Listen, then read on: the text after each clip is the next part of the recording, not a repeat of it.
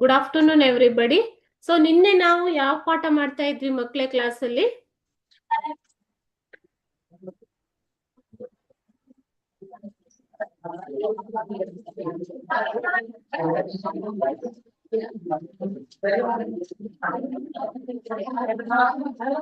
Which lesson we were doing yesterday?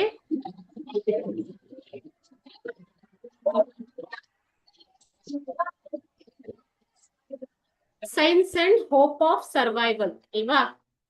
Correct. 2 minutes.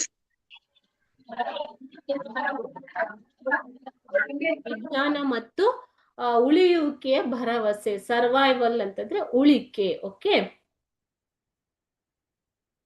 ಉಳಿವು, ಮಾನವನ ಉಳಿವಿನ ಭರವಸೆಯೊಂದಿಗೆ ವಿಜ್ಞಾನ ಅನ್ನುವಂತ ಕಾನ್ಸೆಪ್ಟ್ ಇಟ್ಕೊಂಡು ಇದನ್ನ ಬರ್ದಿದ್ದಾರೆ. ಸೊ ಬರ್ದಿರೋರು ಯಾರು?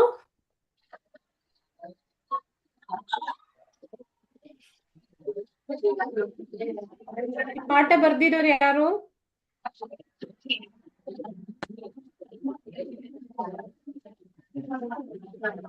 ನಿಲಿಸ್ ಬೋರೋಕ್ ಅವರು ಅಲ್ವಾ? Okay, so he went to Geneva summit. ಅವರು ಜಿನೇವಾಗೆ ಹೋಗ್ತಾರೆ. ಓಕೆನಾ?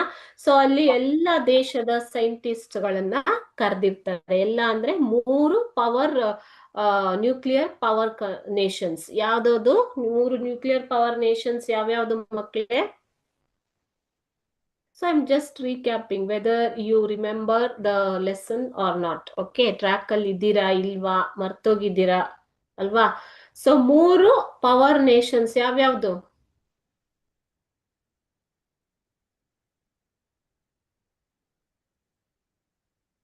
Anybody? US, UK and USSR. Correct? So okay, these 3 nuclear power countries. Okay, the summit was, or the meeting was there in Geneva. Okay, ಜಿನೇವಾದಲ್ಲಿ ಈ 3 scientist ಗಳನ್ನ, 3 ದೇಶದ scientist ಗಳನ್ನ ಕರೆಸಿರ್ತಾರೆ. Okay, this episode taught me that as a scientist I have people all over the world who think and interact the way I do. So ಇಲ್ಲಿ author ಹೇಳ್ತಾ ಇದ್ದಾರೆ, ಈ ಒಂದು ಘಟನೆಯು ಅವರಿಗೆ ಏನನ್ನ ಕಲಿಸಿತು ಜೀವನದಲ್ಲಿ ಅಂದ್ರೆ, ನನ್ನ ತರ ಥಿಂಕ್ ಮಾಡೋರು. ಥಿಂಕ್ ಅಂದ್ರೆ ಏನು ಮಕ್ಕಳೇ? ಯೋಚನೆ ಮಾಡುವಂತವರು ಮತ್ತು ಸಂಭಾಷಣೆ ಮಾಡುವಂತವರು ಜಗತ್ತಿನಲ್ಲಿ ಇನ್ನೂ ಅನೇಕ ಸೈಂಟಿಸ್ಟ್ಗಳು ಇದ್ದಾರೆ, ವಿಜ್ಞಾನಿಗಳು. ಸೊ ಏನ್ ಯೋಚನೆ ಮಾಡ್ತಾ ಇದ್ರು ಅವರು? So from the opposite countries, if they meet at one place, if they sit together, whether it is possible to find a solution. ಅಂದ್ರೆ 2 ವಿರುದ್ಧ ದೇಶದ ವಿಜ್ಞಾನಿಗಳು ಒಟ್ಟಿಗೆ ಕೂತ್ರೆ ಅಲ್ಲಿ ಅವರಿಗೆ ಒಂದು ಬಾಂಡಿಂಗ್ ಆಗ್ಬೋದಾ? ಸೊಲ್ಯೂಷನ್ ಅನ್ನ ಎಲ್ಲರೂ ಕೂತು ಕಂಡುಹಿಡಿಯೋದಿಕ್ಕೆ, ಪರಿಹಾರನ ಕಂಡುಹಿಡಿಯೋದಿಕ್ಕೆ ಆಗತ್ತಾ? ಅಸಾಧ್ಯ ಅನ್ನುವಂತಹ ಒಂದು ಭಾವನೆಯಲ್ಲಿ ಅವರು ಇದ್ರು ಮಕ್ಕಳೇ ಅಲ್ವಾ? So when he met the other scientists from the world, he thought that they found out a common language between them. ಅಲ್ವಾ? ಸೊ ಅವರ ನಡುವೆ ಸಂಭಾಷಿಸುವುದಕ್ಕೆ ಒಂದು ಸಮಾನವಾದಂತಹ ಒಂದು ಪರಿಭಾಷೆ, ಲ್ಯಾಂಗ್ವೇಜ್ ಅಂತಂದ್ರೆ ಆಕ್ಚುಲಿ ಲ್ಯಾಂಗ್ವೇಜ್ ಅಲ್ಲ, ಒಂದು ಸಾಮಾನ್ಯ ಪರಿಭಾಷೆಯನ್ನ ಅವರು ಸರ್ಚ್ ಮಾಡಿಕೊಂಡು they started interacting and they started working together. So it taught him that from the all over the world there are other people also who think like me and interact like me. It taught me never to feel lonely abroad. ವಿದೇಶದಲ್ಲಿ ಯಾವಾಗ್ಲೂ ಒಂಟಿ ಅನ್ನುವಂತ ಭಾವನೆಯನ್ನ ಇಟ್ಕೋಬೇಡಿ ಅಂತ ಹೇಳ್ತಾರೆ. So ಅವರು ವಿಜ್ಞಾನಿ ಆಗಿರೋದ್ರಿಂದ ಅವರ ತರ ಸೈನ್ಸ್ ಕಾಮನ್ ಪರಿಭಾಷೆ, ಅವರ ನಡುವೆ ಇದ್ದಂತಹ ಕಾಮನ್ ಥಿಂಗ್ ಏನದು? ಸಾಮಾನ್ಯವಾದದ್ದು ಸೈನ್ಸ್ ಅನ್ನುವಂಥದ್ದು. ಅವರು ಸೈನ್ಸ್ ಅಲ್ಲಿ ಎಕ್ಸ್ಪರ್ಟ್ ಆಗಿದ್ದವರು, ಸೈಂಟಿಸ್ಟ್ ಆಗಿದ್ದವರು ಅಲ್ವಾ? So all were geo scientist ಆಗಿದ್ದವ್ರನ್ನೇ ಅಲ್ಲಿ ಕರ್ಸಿರ್ತಾರೆ. Okay, so there is hope when they well where there is a science there is hope of survival and well being for all of us ಅಂತ ಹೇಳ್ತಾರೆ. ಎಲ್ಲಿ ವಿಜ್ಞಾನ ಇದೆಯೋ ಅಲ್ಲಿ ಮಾನವನ ಒಳಿತು ಮತ್ತು ಉಳಿವು 2 ಇದೆ ಅಂತ ಹೇಳ್ತಾರೆ. ಸರ್ವೈವಲ್ ಅಂತಂದ್ರೆ ಏನು ಮಕ್ಕಳೇ? ಉಳಿವು. ಓಕೆ, ಸೊ ವೆಲ್ ಬೀಯಿಂಗ್ ಅಂತಂದ್ರೆ ಒಳಿತು, ಮಾನವನ ಒಳಿತು, ವೆಲ್ ಬೀಯಿಂಗ್ ಅಂತ ಹೇಳ್ತಾರೆ. 2 ಇದೆ ಸೈನ್ಸ್ ಇದ್ದಲ್ಲಿ ಅಂತ ಇಲ್ಲಿ ಆಥರ್ ಹೇಳ್ತಾ ಇದ್ದಾರೆ. ಓಕೆ, ಸೊ ಇದೆಲ್ಲ ಏನು ಅವರ ನಿಜವಾದ ಅನುಭವಗಳು. ಅದೇ ರೀತಿಯ common lower is that immersion in science does not go with practical sense. ಅಂದ್ರೆ ಸಾಮಾನ್ಯವಾಗಿ ಹೇಳುವುದು, ಸೈನ್ಸ್ ಅಲ್ಲಿ ಮುಳುಗಿರುವವರು ಅವರಿಗೆ ರಿಯಲ್ ಲೈಫಿನ ಬಗ್ಗೆ ಪರಿಜ್ಞಾನ ಇರುವುದಿಲ್ಲ, ಕಾಮನ್ ಸೆನ್ಸ್ ಇರೋದಿಲ್ಲ, ಪ್ರಾಕ್ಟಿಕಲ್ ಸೆನ್ಸ್ ಇರೋದಿಲ್ಲ ಅಂತ ಹೇಳ್ತಾರೆ. ಸೊ ಇದಕ್ಕೆ ಒಂದು ಜೋಕ್ ಇದೆ. ಒಬ್ಬ ಸೈಂಟಿಸ್ಟ್ ಅಥವಾ ಮೆಥಮ್ಯಾಟಿಷಿಯನ್, ಆತ ಏನ್ ಮಾಡಿದ್ನಂತೆ, ಒಂದ್ಸಲ ಹೊರಗಡೆ ಹೋಗುವಾಗ ಆತ ಎಷ್ಟು ತನ್ನ ಪ್ರಾಬ್ಲಮ್ ಅಲ್ಲಿ ಅಥವಾ ತನ್ನ ಒಂದು ಕೆಲಸದಲ್ಲಿ ಮುಳುಗಿದ್ದ ಅಂತಂದ್ರೆ, ಸೊ ಒಂದು ಸಂದರ್ಭದಲ್ಲಿ ಆತ ಹೊರಗಡೆ ಹೋಗುವಾಗ ಒಂದ್ ಕಾಲಿಗೆ ಒಂದ್ ಶೂ, ಇನ್ನೊಂದ್ ಕಾಲಿಗೆ ಇನ್ನೊಂದು ಶೂ ಹಾಕೊಂಡು ಹೋಗ್ತಾ ಇದ್ದಂತೆ. ಅಂದ್ರೆ ಆತನಿಗೆ ಅಷ್ಟು ಪ್ರಾಕ್ಟಿಕಲ್ ಸೆನ್ಸ್ ಇರ್ಲಿಲ್ಲ ಅಂತ ಹೇಳ್ತಾರೆ. ಅಂದ್ರೆ ಅಷ್ಟು ಸೈನ್ಸ್ ಅಲ್ಲಿ ಇನ್ವಾಲ್ವ್ ಆಗಿದ್ರು ಅವರು ಅಂತ. ಆದರೆ ಈ ಜಗತ್ತಿನಲ್ಲಿ ನೀವು ಸರಿಯಾಗಿ ನೋಡಿದರೆ, carefully if you observe the world, the scientist, you will not find any other people more practical than scientist ಅಂತ ಇಲ್ಲಿ ಆಥರ್ ಹೇಳ್ತಾ ಇದ್ದಾರೆ. ಓಕೆನಾ? ಸೊ ಹೇಗೆ ಅಂತಂದ್ರೆ, ನೀವು ಈ ಜಗತ್ತಿನಲ್ಲಿ ನಿಮ್ಮ ಸರೌಂಡಿಂಗ್ ಅಲ್ಲಿ ನಿಮ್ಮ ಸುತ್ತಮುತ್ತ ನೋಡಿದಾಗ ನಿಮ್ಗೆ ಆಕ್ಚುಲಿ ಗೊತ್ತಾಗತ್ತೆ, ವಿಜ್ಞಾನಿಗಳಷ್ಟು ಪ್ರಾಕ್ಟಿಕಲ್ ಆಗಿರೋರು ಯಾರು ಇಲ್ಲ ಅಂತ ಹೇಳ್ತಾರೆ. ಓಕೆ, ಸೊ ಯಾಕೆ ಅಂತಂದ್ರೆ, ಒಬ್ಬ ವಿಜ್ಞಾನಿಯಾದವನು ಯಾವುದೇ ಒಂದು ಫ್ಯಾಕ್ಟ್ ಫಿಗರ್ಸ್ ಆಗ್ಲಿ, ಓಕೆ, ಅದನ್ನ ಪ್ರಯೋಗ ಮಾಡದೆ ನಂಬುವುದಿಲ್ಲ ಅಲ್ವಾ? ಮೂಢನಂಬಿಕೆಗಳನ್ನ ಅವರು ನಂಬೋದಿಲ್ಲ. ಏನು, ಅವರು ಯಾವುದೇ ಒಂದು ವಿಷಯವನ್ನಾಗ್ಲಿ ಪ್ರಯೋಗ ಮಾಡಿ ಅದಕ್ಕೆ ರಿಸಲ್ಟ್ ಬರಬೇಕು. ನೀವು ಸೈನ್ಸ್ ಪ್ರಯೋಗ ಮಾಡಿದ್ರೆ ನೋಡಿರ್ತೀರ ಸೈನ್ಸ್ ಬುಕ್ ಅಲ್ಲಿ ಅಲ್ವಾ? ಯಾವುದೇ ಒಂದು ಫ್ಯಾಕ್ಟಿಗೆ ಅರೈವ್ ಆಗ್ಬೇಕು ಅಂತಂದ್ರೆ ಅವರು ಪ್ರಯೋಗವನ್ನ ಮಾಡಿರ್ತಾರೆ. ಸೊ ಅದರ ರಿಸಲ್ಟ್ ಮೇಲೇನೆ ಅವರು ಮಾತನಾಡೋದು. ಓಕೆ, ಸೊ ಅದಕ್ಕೆ ಸೈಂಟಿಸ್ಟ್ಗಳು ಅಷ್ಟು ಪ್ರಾಯೋಗಿಕವಾದವರು ಜಗತ್ತಿನಲ್ಲಿ ಅಂತ ಹೇಳ್ತಾರೆ. ಓಕೆ, ಸೊ ಇಲ್ಲಿವರೆಗೂ ನಾವು ಮಾಡಿದ್ವಿ ನಿನ್ನೆ ಅಲ್ವಾ ಮಕ್ಳೇ? ಇವಾಗ the 10th paragraph continues. All new technologies, all new brands of industry, from defense to entertainment, stem from fundamental research. ನಾನು ಹೇಳ್ದಾಗೆ ಪ್ರಯೋಗ ಅಥವಾ ರಿಸರ್ಚ್ ಅಂದ್ರೆ ಸಂಶೋಧನೆ. ಓಕೆನಾ? ಸಂಶೋಧನೆ ಕಾಣಿಸ್ತಾ ಇದೆ ಅಲ್ವಾ? ಸಂಶೋಧನೆ, ರಿಸರ್ಚ್ ಅಂದ್ರೇನು? ಓಕೆ, ಸೊ ಯಾವುದೇ ಒಂದು ಹೊಸ ಬ್ರ್ಯಾಂಡ್ ಇರ್ಲಿ, ಓಕೆ, ಒಂದು ಇಂಡಸ್ಟ್ರಿಯಿಂದ ಒಂದು ಬಟ್ಟೆ ಇರ್ಲಿ ಅಥವಾ ಯಾವುದೇ ಒಂದು ಟೆಕ್ನಾಲಜಿ ಇರ್ಲಿ, ಓಕೆ, ಸೊ ಏನೇ ಒಂದು ವಸ್ತು ರಿಸರ್ಚ್ ಆಗಿ ಬರ್ಬೇಕು ಅಂತಂದ್ರೆ, ಎಂಟರ್ಟೈನ್ಮೆಂಟ್, ಡಿಫೆನ್ಸ್ ಅಂತಂದ್ರೆ ರಕ್ಷಣೆಯಿಂದ ಹಿಡಿದು ನಿಮಗೆ ಎಂಟರ್ಟೈನ್ಮೆಂಟ್. ಓಕೆ, ಸೊ ರಕ್ಷಣೆ ಅಂತಂದ್ರೆ ಏನು? ಡಿಫೆನ್ಸ್ ಆರ್ಮ್ಸ್ ಅಂತ ಹೇಳ್ಬೋದು. ಓಕೆನಾ? ಸೊ ಆ ಒಂದು ರಕ್ಷಣಾ ವಲಯದಿಂದ ಶುರು ಆದ್ರೆ ಎಂಟರ್ಟೈನ್ಮೆಂಟ್, ಮನೋರಂಜನೆವರೆಗೂ ನಿಮ್ಗೆ ಏನೇನ್ ಬೇಕೋ ಎಲ್ಲ ಸೈನ್ಸ್ ರೆಡಿ ಮಾಡಿ ಕೊಟ್ಟಿದೆ ಅಲ್ವಾ? Stem from fundamental research. ಅದನ್ನ ಮೂಲಭೂತ ಸಂಶೋಧನೆ ಮಾಡಿನೇ ಆವಿಷ್ಕಾರ ಮಾಡಿರೋವಂಥದ್ದು. ಓಕೆ, ಈಗ ನೀವು ಮ್ಯೂಸಿಕ್ ಕೇಳ್ತೀರಾ. ಓಕೆ, ಮ್ಯೂಸಿಕ್ ಯಾವ್ದ್ರಲ್ಲಿ ಕೇಳ್ತೀರಾ? ಮುಂಚೆ ನಾವು ಟೇಪ್ ರೆಕಾರ್ಡರ್ ಅಲ್ಲಿ ಕೇಳ್ತಾ ಇದ್ವಿ. We use to listen music from the tape recorders. Now you can listen through your mobile only, isn't it? So ಅದೇ ರೀತಿ you watch movies in theatres, you watch movies in television, you browse your internet in your mobile or computer, laptop. Okay, so that is related to information or to entertainment. Okay, how you use it, it depends on how you utilize the product. Okay, so ಈ ತರ ಯಾವುದೇ ವಸ್ತುನ ನೀವು ತಗೊಳ್ಳಿ, ಅದು research ಮಾಡಿನೇ ಬಂದಿರುವಂಥದ್ದು ಅಲ್ವಾ?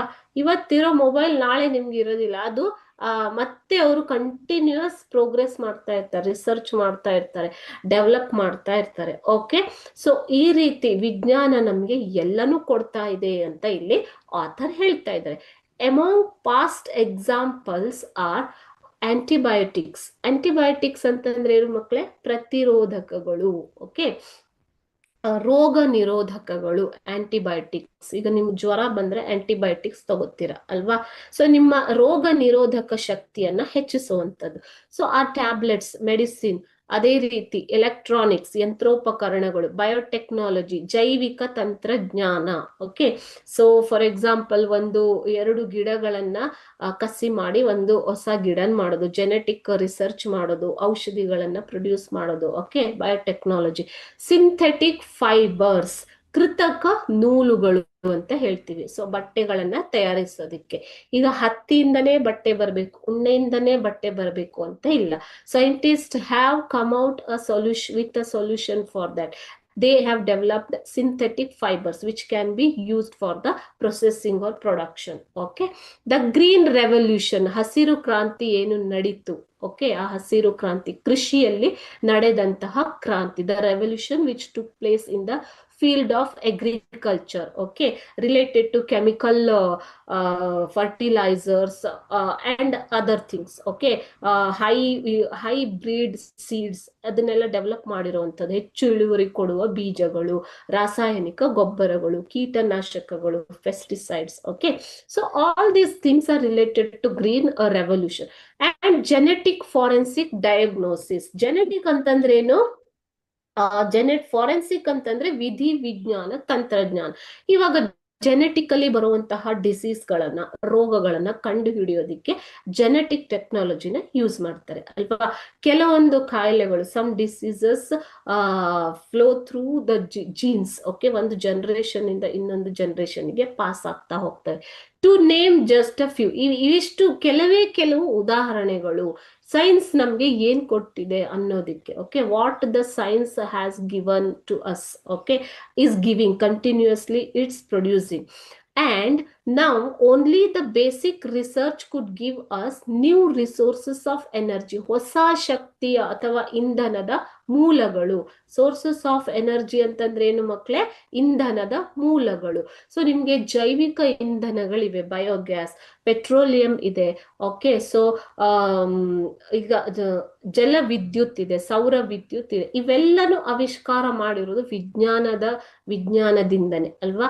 So new sources of energy, new mineral deposits, ಹೊಸ ರೀತಿಯ ಖನಿಜಗಳು, ಓಕೆ, ಖನಿಜಗಳನ್ನ ಆವಿಷ್ಕಾರ ಮಾಡೋದಿರ್ಬೋದು, ಅಂಡ್ ಅಥವಾ ಹುಡುಕುವುದಿರ್ಬೋದು, okay. And efficient defence from terrorism. Terrorism ಅಂತಂದ್ರೆ ಭಯೋತ್ಪಾದನೆಯಿಂದ ರಕ್ಷಣೆ ಮಾಡ್ಕೊಳ್ಳೋದು ಹೇಗೆ, ಅದಕ್ಕೆ ಹೊಸ ಹೊಸ ಟೆಕ್ನಾಲಜಿಗಳು ಬೇಕು ಅಲ್ವಾ. ಸೊ ಯಾವುದೇ ಒಬ್ಬ ವ್ಯಕ್ತಿ ಒಳನುಸುಳದಂತೆ ನೋಡಿಕೊಳ್ಳುವುದಕ್ಕೆ ಸುರಕ್ಷಾ ಕ್ರಮಗಳು, okay, to identify them, to fight with them. So ಅದಕ್ಕೆ ಹೊಸ ಹೊಸ ಶಸ್ತ್ರಾಸ್ತ್ರಗಳು ಬೇಕಾಗಿರ್ಬೋದು. ಇವೆಲ್ಲನೂ ನಮ್ಗೆ ಕ್ಯೂರ್ ಫ್ರಮ್ ಕ್ಯಾನ್ಸರ್. ಈಗ ಕ್ಯಾನ್ಸರ್ ಅನ್ನುವಂತಹ ರೋಗಕ್ಕೆ ಕ್ಯೂರ್ ಅನ್ನ ಕಂಡು ಹಿಡಿತಾ ಇದ್ದಾರೆ, ಕಿಮೋಥೆರಪಿ, ರೇಡಿಯೋಥೆರಪಿ, ಈ ತರ. ಅದು ಕೂಡ ಒಂದು ವಿಜ್ಞಾನಕ್ಕೆ ಸಂಬಂಧಿಸಿದ್ದು. New forms of transportation. ನೀವೀಗ ಮೊದಲು ಟ್ರಾನ್ಸ್ಪೋರ್ಟೇಶನ್ ಅಂತಂದ್ರೆ ಬಸ್ಸು, ಕಾರು, ರೈಲು ಅಷ್ಟೇ ಇದ್ದಿದ್ದು. ಇವಾಗ ಏನಿದೆ, ಏರೋಪ್ಲೇನ್ ಇದೆ, ಕೇಬಲ್ ಕಾರ್ಗಳಿದೆ, ಇನ್ನು ಹೊಸ ಹೊಸ ಟ್ರಾನ್ಸ್ಪೋರ್ಟೇಶನ್ ಮೆಥಡ್ಸ್ ಆವಿಷ್ಕಾರ ಮಾಡ್ತಾ ಇದ್ದಾರೆ. ಮುಂಬರುವ ದಿನಗಳಲ್ಲಿ ಅದನ್ನು ನೀವು ನೋಡ್ತೀರಾ, ಓಕೆನಾ. ಸೊ ಈ ಎಲ್ಲ ಟೆಕ್ನಾಲಜಿಗಳು ನಿಮಗೆ ಡಿಫೆನ್ಸ್ ಇಂದ ಹಿಡಿದು ಮನೋರಂಜನೆವರೆಗೆ, ಟ್ರಾನ್ಸ್ಪೋರ್ಟೇಶನ್ ವರೆಗೆ, ಮೆಡಿಸಿನ್ ಗಳವರೆಗೆ ಎಲ್ಲಾನು ಕೂಡ ನಿಮ್ಗೆ ವಿಜ್ಞಾನನೇ ಕೊಟ್ಟಿದೆ ಅಂತ ಇಲ್ಲಿ ಆಥರ್ ಹೇಳ್ತಾರೆ. Fundamental, the most basic important part of something. ಮೂಲಭೂತ. ಫಂಡಮೆಂಟಲ್ ಅಂದ್ರೆ ಏನು ಮಕ್ಕಳೇ? ಮೂಲಭೂತ ಒಂದು ರಿಸರ್ಚ್, ಸಂಶೋಧನೆಯಿಂದನೇ ಇವೆಲ್ಲನೂ ಡೆವಲಪ್ ಆಗಿರೋದು. ಫಾರೆನ್ಸಿಕ್ ಅಂತಂದ್ರೆ scientific method of finding out about a crime. Not only crime, you can detect some genetic morbidities also, okay. So forensic ಅಂತಂದ್ರೆ ವಿಧಿ ವಿಜ್ಞಾನ ಅಂತ ಹೇಳ್ತೀವಿ. ಈಗ DNA ಟೆಸ್ಟ್ ಮಾಡೋದು, ಅದು ಇದೆಲ್ಲ ವಿಧಿ ವಿಜ್ಞಾನದಲ್ಲೇ ಬರುತ್ತೆ, ಓಕೆನಾ. ನಿಮ್ಮ ಥಂಬ್ ಇಂಪ್ರೆಷನ್ ಟೆಸ್ಟ್ ಮಾಡೋದು ಎಲ್ಲಾನು ವಿಧಿ ವಿಜ್ಞಾನ. ಯಾವುದೇ ಒಂದು ಕ್ರೈಮ್ ನಡೆದಾಗ ಆರೋಪಿಯನ್ನ ಅಥವಾ ಅಪರಾಧಿಯನ್ನ ಪತ್ತೆ ಹಚ್ಚೋದಕ್ಕೆ ಫಾರೆನ್ಸಿಕ್ ರಿಸರ್ಚ್ ಅನ್ನ ಯೂಸ್ ಮಾಡ್ಕೋತಾರೆ, okay. So all these things are the gift of science only. ನೀವು ಹೇಗೆ ವಿಜ್ಞಾನನ ಉಪಯೋಗಿಸ್ತೀರಾ ಅದ್ರ ಮೇಲೆ ಡಿಪೆಂಡ್ ಆಗತ್ತೆ ಮಕ್ಕಳೇ. You can use it through for the constructive purpose, and in the same way you can use it for the destructive purpose also. ಅಂದ್ರೆ ಯಾವ್ದಾದ್ರು ಒಂದು ಹೊಸತನ್ನ ಉತ್ಪತ್ತಿ ಮಾಡೋದಿಕ್ಕೂ ಯೂಸ್ ಮಾಡ್ಬೋದು, ಅದೇ ರೀತಿ ವಿನಾಶಕ್ಕೂ ಕೂಡ ಯೂಸ್ ಮಾಡ್ಬೋದು. ಹೇಗೆ ನೀವು ಯೂಸ್ ಮಾಡ್ತೀರಾ ಹಾಗೆ ಸೈನ್ಸ್ ನಮ್ಗೆ ವರವಾಗಿದೆ, ಓಕೆ. ಈ ಒಂದು ಎಕ್ಸಾಂಪಲ್ ಕೊಡ್ತೀನಿ, ಮೊಬೈಲ್. ಈಗ ಮೊಬೈಲ್ ಅನ್ನೋದು ನಿಮ್ಮೆಲ್ಲರ ಕೈಯಲ್ಲೂ ಇದೆ ಅಲ್ವಾ. Everybody has mobile now. No person is there on the earth who doesn't have mobile, I think, ನನ್ನ ಪ್ರಕಾರ. ಓಕೆ, ಸೊ ಆ ಮೊಬೈಲ್ನ ನೀವು ಹೇಗೆ ಯೂಸ್ ಮಾಡ್ಕೋತೀರಾ ಅಷ್ಟು ನಿಮ್ಗೆ ಅಡ್ವಾಂಟೇಜ್ ಆಗುತ್ತೆ. ಅದೇ ರೀತಿ ನೀವು ಅದನ್ನ ಡಿಸ್ಅಡ್ವಾಂಟೇಜ್ ಆಗಿನೂ ಇದು ಮಾಡ್ಕೋಬಹುದು. ಓಕೆ, ಸೊ ಬರೀ ನಾನು ಮೂವೀಸ್ ನೋಡ್ತೀನಿ, ಬರೀ ಬ್ರೌಸ್ ಮಾಡ್ತೀನಿ, ಬರೀ ಮೊಬೈಲ್ ಗೇಮ್ಸ್ ಆಡ್ತೀನಿ ಅಂದ್ರೆ it's of no use. If you have to use it, you have to research, you have to find out, you have to you can use it for the study. ನೀವು ಓದೋದಕ್ಕೆ use ಮಾಡ್ಕೋಬಹುದು, question papers ಗಳಿರ್ತವೆ, sources ಗಳಿರ್ತವೆ, ಅದನ್ನ use ಮಾಡ್ಕೋಬಹುದು. ಓಕೆನಾ, ನೀವು ಹೇಗೆ ಯೂಸ್ ಮಾಡ್ಕೋತೀರೋ ಹಾಗೆ ನಿಮ್ಗೆ ಅದು ಯೂಸ್ಫುಲ್ ಆಗತ್ತೆ. ಓಕೆ, ಅದೇ ರೀತಿ ಸೈನ್ಸ್, ಅದು ಕೂಡ ಒಂದು ಸೈನ್ಸ್ ಏನೆ. People trained in theoretical physics are headhunted by the financial institutions. People trained in theoretical physics, ಭೌತಶಾಸ್ತ್ರದಲ್ಲಿ ಅಧ್ಯಯನ ಮಾಡಿದಂಥವರನ್ನ ಇವಾಗ ಫಿನಾನ್ಷಿಯಲ್ ಇನ್ಸ್ಟಿಟ್ಯೂಷನ್ಸ್ಗಳು, ಬ್ಯಾಂಕು ಅಥವಾ ಈ ತರ ಫಿನಾನ್ಷಿಯಲ್ ಕಂಪನಿಗಳು ಹೈರ್ ಮಾಡ್ತಾ ಇದ್ದಾವೆ. ಹೆಡ್ ಹಂಟ್ ಅಂತಂದ್ರೆ ಏನು ಮಕ್ಕಳೇ? ಅಪಾಯಿಂಟ್ ಮಾಡ್ಕೊಳ್ಳೋದು ಅಂತ ಅರ್ಥ, ನೇಮಕಾತಿ. ಓಕೆ, ಅದನ್ನ ಹೆಡ್ ಹಂಟ್ ಅಂತ ಕರೀತವೆ. an act to find people with right skills, ಸರಿಯಾದ ಕೌಶಲ್ಯ ಇರುವಂತಹ, ಸರಿಯಾದ ಅನುಭವ ಇರುವಂತಹ ವ್ಯಕ್ತಿಗಳನ್ನ ಹುಡುಕುವ ಪ್ರಕ್ರಿಯೆಯನ್ನ ಹೆಡ್ ಹಂಟ್ ಅಂತ ಕರಿತೀವಿ. ಸೊ ನೀವು ಇದನ್ನ ರಿಕ್ರೂಟ್ಮೆಂಟ್ ಅಂತ ಕೂಡ ತಗೋಬಹುದು. ಓಕೆನಾ, ಹೈರಿಂಗ್ ಅಂತ ಕೂಡ ಹೇಳ್ತಾರೆ. So all are the different words for the same activity. Okay, so ಇಲ್ಲಿ ಪೀಪಲ್ ಟ್ರೆಂಡ್ ಇನ್, ಭೌತಶಾಸ್ತ್ರದಲ್ಲಿ ತರಬೇತಿ ಹೊಂದಿದವರನ್ನ ಫಿನಾನ್ಷಿಯಲ್ ಇನ್ಸ್ಟಿಟ್ಯೂಷನ್ಸ್ಗೂ ನೇಮಕಾತಿ ಮಾಡ್ಕೋತಾರೆ. Those trained in frontiers of biological research, ಜೈವಿಕ ಸಂಶೋಧನೆಯಲ್ಲಿ ತೊಡಗಿರುವವರನ್ನ, ಬಯಾಲಜಿಕಲ್ ರಿಸರ್ಚ್ ಅಂದ್ರೇನು? ಜೈವಿಕ ಸಂಶೋಧನೆ ಅಂದ್ರೆ ಬಯಾಲಜಿಗೆ ರಿಲೇಟೆಡ್ ಆದಂತಹ ಒಂದು research process. Okay, related to plant ಇರ್ಬೋದು ಅಥವಾ ರಿಲೇಟೆಡ್ ಟು ಅನಿಮಲ್ಸ್ ಇರ್ಬೋದು, ಅದ್ರ ಬಗ್ಗೆ ರಿಸರ್ಚ್ ಮಾಡುವಂಥವ್ರು. Become the founders and directors in the pharmaceutical industry, ಔಷಧ ಉದ್ಯಮ. ಫಾರ್ಮಾಸ್ಯೂಟಿಕಲ್ ಅಂದ್ರೆ ಏನು ಮಕ್ಕಳೇ? ಔಷಧ ಉದ್ಯಮದಲ್ಲಿ ಇವಾಗ ಡೈರೆಕ್ಟರ್ಸ್ ಆಗಿದ್ದಾರೆ, ಸಂಸ್ಥಾಪಕರಾಗಿದ್ದಾರೆ. ಎಕ್ಸಾಂಪಲ್ ಯಾರು ಕೊಡ್ಬೋದು ಅಂದ್ರೆ ನೀವು ಮಿಸ್ ಕಿರಣ್ ಮಜುಮ್ದಾರ್ ಶಾ, ಕೇಳಿದ್ದೀರಾ ಹೆಸರನ್ನ? ಕಿರಣ್ ಮಜುಮ್ದಾರ್ ಶಾ ಅವರು ಬಯೋಕಾನ್ ನ ಸಂಸ್ಥಾಪಕರು. ಬಯೋಕಾನ್ ಅನ್ನುವಂಥದ್ದು ಒಂದು biological research company. Okay, biotechnological research company. So ಅವರು ಒಂದು ಎಕ್ಸಾಂಪಲ್ ಅಷ್ಟೇನೆ. ಈ ತರ ಬಯಾಲಜಿಕಲ್ ರಿಸರ್ಚ್ ಅಲ್ಲಿ ಇರುವವರು ಫಾರ್ಮಾಸ್ಯೂಟಿಕಲ್ ಇಂಡಸ್ಟ್ರಿ ಅಥವಾ ಯಾವುದೇ ಒಂದು ಇಂಡಸ್ಟ್ರಿಯನ್ನ ಸಂಸ್ಥಾಪನೆನೂ ಮಾಡಬಹುದು. ಸೊ ನಿಮ್ಗೆ ನಾಲೆಜ್ ಇರೋದು ಮುಖ್ಯ. ನಾಲೆಜ್ ಆಫ್ ಬೇಸಿಕ್ ಸೈನ್ಸ್ ಅಂದ್ರೆ ಒಂದು ಬೇಸಿಕ್ ವಿಜ್ಞಾನದ ಬಗ್ಗೆ ಇರುವಂತ ಮೂಲ ವಿಜ್ಞಾನದ ಬಗ್ಗೆ ನಿಮ್ಗೆ ನಾಲೆಜ್ ಇರಬೇಕು. Will give you a head start in whatever career you choose. ಅಂದ್ರೆ ಸೈನ್ಸ್ ಓದಿದ್ರೆ ಬರೀ ಸೈಂಟಿಸ್ಟ್ ಅಷ್ಟೇ ಅಲ್ಲ, ನಿಮ್ಗೆ ಯಾವ ಫೀಲ್ಡ್ ಅಲ್ಲಿ ಬೇಕಾದ್ರೂ ನೀವು ಹೋಗ್ಬೋದು. ಮೂಲ ವಿಜ್ಞಾನದಲ್ಲಿ ನಿಮ್ಗೆ ಒಂದು ನಾಲೆಜ್ ಇದ್ರೆ, ಜ್ಞಾನ ಇದ್ರೆ ನಿಮ್ಮ ಕರಿಯರ್ ತುಂಬಾ ಉತ್ತಮವಾಗತ್ತೆ ಅಂತ ಇಲ್ಲಿ ನಮ್ಗೆ ಆಥರ್ ಕೇಲಿಸ್ ಬೋರಕ್ ಅವರು ಹೇಳ್ತಾ ಇದ್ದಾರೆ. Okay, next one, 11th para. It is commonly recognized that the very survival of our civilization is threatened by natural and man-made disasters. Okay, so ಈಗ ಕಾಮನ್ ಆಗಿ ಸಾಮಾನ್ಯವಾಗಿ ನಾವು ಹೇಳಬೇಕು ಅಂತಂದ್ರೆ ಸರ್ವೈವಲ್, ನಮ್ಮ ಒಂದು ನಾಗರಿಕತೆಯ ಉಳಿವು. ಸರ್ವೈವಲ್ ಅಂದ್ರೇನು? ಉಳಿವು. ಸಿವಿಲೈಸೇಷನ್ ಅಂದ್ರೆ ನಾಗರಿಕತೆ. ಓಕೆ, ಮಾನವನ ಉಳಿವು ಅಂತ ಹೇಳ್ಬೋದು. ಮಾನವನ ಉಳಿವಿಗೆ ಒಂದು ಆಪತ್ತಿದೆ. ಯಾವುದದು ಆಪತ್ತು? ಥ್ರೆಟನ್ಡ್ ಬೈ, ಆಪತ್ತು. ನೀವು ಸೆಂಟೆನ್ಸ್ ಅಲ್ಲಿ ಯಾವ ರೀತಿ ಬರುತ್ತಾ ವರ್ಡ್ ಆ ತರ ಮೀನಿಂಗ್ ಚೇಂಜ್ ಆಗುತ್ತೆ. Okay, by natural and man made disasters, ಸ್ವಾಭಾವಿಕವಾದ ಮತ್ತು ಮಾನವ ನಿರ್ಮಿತ ವಿಪತ್ತು ಕಾದಿದೆ ನಮ್ಗೆ. ಯಾವುದ್ರಲ್ಲಿ ಕಾಮನ್ ಆಗಿ ನೋಡ್ಬೇಕು ಅಂತಂದ್ರೆ, ಈಗ ನ್ಯಾಚುರಲ್ ಅಥವಾ ಸ್ವಾಭಾವಿಕವಾದ ವಿಪತ್ತು ಅಂದ್ರೆ ಯಾವ್ದು ಮಕ್ಕಳೇ? ಪ್ರವಾಹ ಬರುವಂತದ್ದು ಅಥವಾ ಭೂಕಂಪನ ಆಗುವಂತದ್ದು ಅಲ್ವಾ? ಸೊ ಅದು ಸ್ವಾಭಾವಿಕವಾಗಿ ಪರಿಸರದಲ್ಲಿ ನಡೆಯುವಂತಹ ಒಂದು ಪ್ರಕ್ರಿಯೆಗಳು. Among them are earthquakes. ಇಲ್ಲಿ ಹೇಳಿದ್ದಾರೆ ನೋಡಿ, self inflicted destruction of mega cities, environmental catastrophes, economic and social crisis ಅಂತ ಎಕ್ಸಾಂಪಲ್ ಕೊಟ್ಟಿದ್ದಾರೆ. ಅರ್ತ್ ಕ್ವೇಕ್ ಅಂದ್ರೆ ಭೂಕಂಪನ, ಸೆಲ್ಫ್ ಇನ್ಫ್ಲಿಕ್ಟೆಡ್ ಡಿಸ್ಟ್ರಕ್ಟ್ ಅಂತಂದ್ರೆ ಸ್ವಯಂ ಪ್ರೇರಿತ ವಿನಾಶ ಅಂತ ಹೇಳ್ಬೋದು. ಓಕೆನಾ, ಸ್ವಯಂಕೃತ ವಿನಾಶ. ಈಗ ನಾವು ಮಾನವನೇ ಕೆಲವೊಂದು ಕಾಡುಗಳನ್ನ ನಾಶ ಮಾಡೋದು, ಪರಿಸರ ನೈರ್ಮಲ್ಯ ಮಾಡೋದು, ಇದರಿಂದ ತನ್ನ ವಿನಾಶವನ್ನು ತಾನೇ ಮಾಡ್ಕೊಳ್ತಾ ಇದ್ದಾನೆ, ಸ್ವಯಂ ಪ್ರೇರಿತ. ಓಕೆ, ಸೊ ಈ ಮೆಗಾ ಸಿಟೀಸ್ ಗಳಲ್ಲಿ ಎನ್ವೈರನ್ಮೆಂಟ್ ಹಾಳಾಗ್ತಾ ಇದೆ. ಸೊ ಅದರಿಂದ ವಾತಾವರಣದಲ್ಲಿ ಕಲುಷಿತ ಆಗ್ತಾ ಇದೆ. ಎನ್ವೈರನ್ಮೆಂಟಲ್ ಕ್ಯಾಟಾಸ್ಟ್ರೋಫ್ಸ್, ಎನ್ವೈರನ್ಮೆಂಟ್ ಅಂತಂದ್ರೆ ಪರಿಸರದ ಮಹಾ ದುರಂತ. ಈಗ ಡೆಲ್ಲಿಯಲ್ಲಿ ನೀವು ನೋಡಿರ್ಬೋದು, ವಾತಾವರಣ ಸರಿ ಇಲ್ಲ ಅಲ್ವಾ, ನ್ಯೂಸ್ ಅಲ್ಲೆಲ್ಲ ನೀವು ನೋಡಿರ್ತೀರ ಎಷ್ಟು ಹವಾಮಾನ ಹಾಳಾಗಿದೆ, ದೋಷಪೂರಿತವಾಗಿದೆ ಅನ್ನೋದು. Okay, economic and social crisis, economic ಅಂದ್ರೆ ಆರ್ಥಿಕ ಮತ್ತು ಸಾಮಾಜಿಕ ವಿಪತ್ತು, ಇವೆಲ್ಲನೂ ಕೂಡ ನಾವು ನೋಡ್ತಾ ಇದ್ದೀವಿ ಈಗ ಜಗತ್ತಿನಲ್ಲಿ. ಸೊ ಇವೆಲ್ಲದರಿಂದ ನಮಗೆ ಏನ್ ಬೇಕು ಮಕ್ಕಳೇ, ರಕ್ಷಣೆ ಬೇಕು, ಸರ್ವೈವಲ್ ಬೇಕು. ಇದನ್ನೆಲ್ಲ ನಾವು ಸರ್ವೈವ್ ಮಾಡ್ಬೇಕು ಅಂತಂದ್ರೆ ನಮಗೆ ಸೈನ್ಸಿನ ಒಂದು ಅಗತ್ಯತೆ ಇದೆ ಅಲ್ವಾ. Self inflict means to cause pain or problem for oneself. ನಾವೇ ಸ್ವಯಂ ಪ್ರೇರಿತ, ಸ್ವಯಂಕೃತ, ನಾವು ಮಾಡಿಕೊಂಡಿರುವಂತಹ ಕೆಲವೊಂದು ದೋಷಗಳಿಂದಾಗಿ, ನಮ್ಮ ಒಂದು ಅಕ್ರಮಗಳಿಂದಾಗಿ ಕೂಡ ನಾವು ಪರಿಸರ ನಾಶ ಮಾಡ್ತಾ ಇದೀವಿ, ನಮ್ಮ ವಿಪತ್ತನ್ನ ನಾವೇ ಕರೆದುಕೊತಾ ಇದೀವಿ. ಓಕೆ, ಸೊ ಇದಿಷ್ಟು 11th ಪ್ಯಾರಾಗ್ರಾಫ್. ನೆಕ್ಸ್ಟ್ ಒನ್, ಇದರಿಂದ today a massive release of radioactivity, radio ವಿಕಿರಣಗಳ ಒಂದು ರಿಲೀಸ್ ಬಿಡುಗಡೆ ಆಗುವುದು. Okay, from a nuclear waste disposal.